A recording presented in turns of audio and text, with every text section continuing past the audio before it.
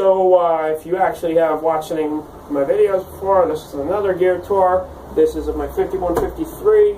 It's going through a Marshall MF400. It's 400 watts.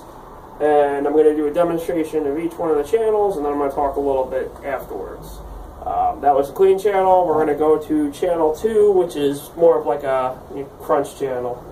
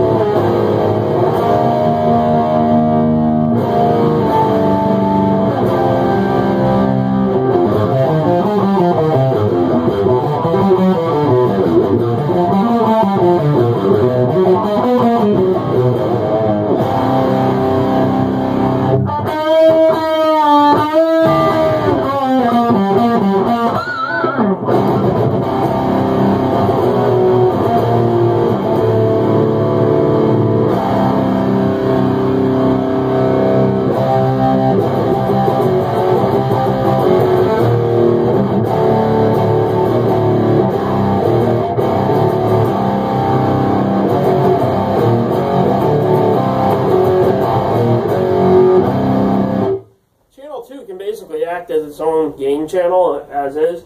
The only problem is on the 50 watt, it's the same controls as your clean channel, so kind of having a variance between the two is a little different. However, have noticed that between that and the 6505, you get a better balance there. But like I said, you're kind of geared towards that. But I will say that I have noticed this amp has a lot better on the clean side. I mean, let's just do a little quick tap back and forth.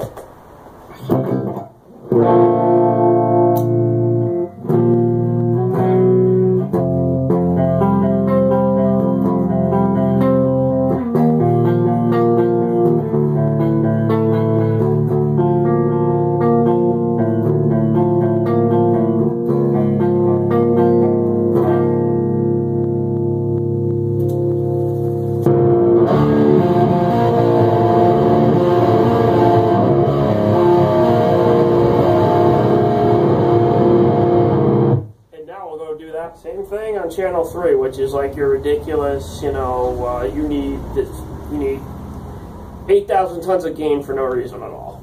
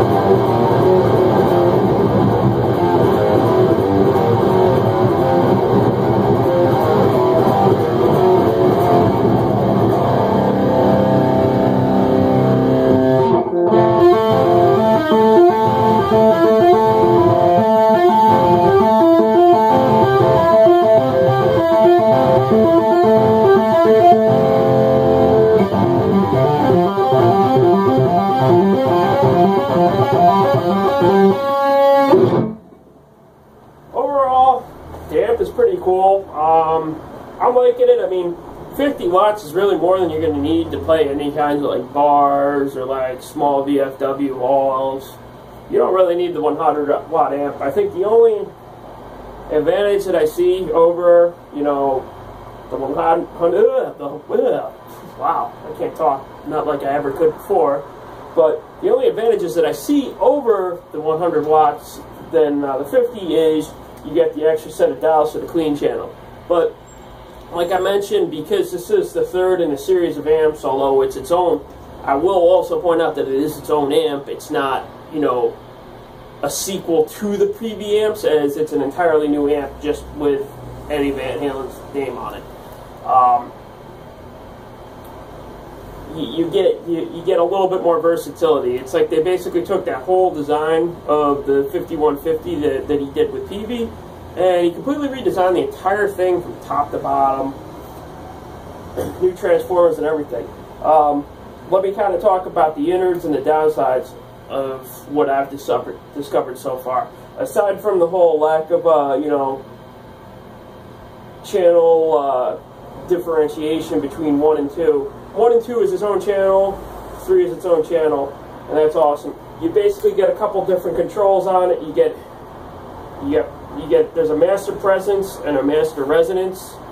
Presence controls your highs, the resonance controls your lows, which for me is the boom factor. Once you crack that resonance up, it really makes you go wow, because it's actually a surprising factor of the amp. My only qualms with the amp so far is when I got it, I was getting a ton of microphonic feedback, and it was kind of not cool. So I swapped out some tubes from an earlier time when I retubed an amp, and I ended up just saying the heck with it, and I retubed the entire thing with a tone kit from Doug's Tubes. I recommend Doug'sTubes.com or whatever it is. He had a tone pre-kit for 7 tubes, and yes, this thing actually has 7 preamp tubes. I retubed it with that kit. If you want to find out what tubes they are, just go to his website. I also retubed it in the power section too, just because might as well, I'm already doing it anyway. I used Ruby 6L6 MSTRs. I don't remember what they are. I mean, honestly, you'd probably stop watching the video at this point. You know, I could go in for my monster guitar solo, and I think I will.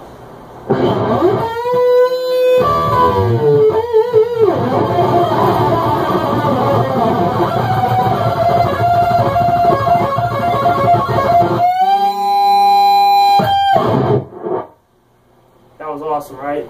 Yeah, it was. Well, anyway, basically, I'm pretty happy with the amp. I bought it for the purpose of trying to use it to gig with a new band, but that kind of didn't work out, so now I just have an amp in my living room and an amp in my bedroom, and I'm a huge dork. Bet you didn't know that. Anyway.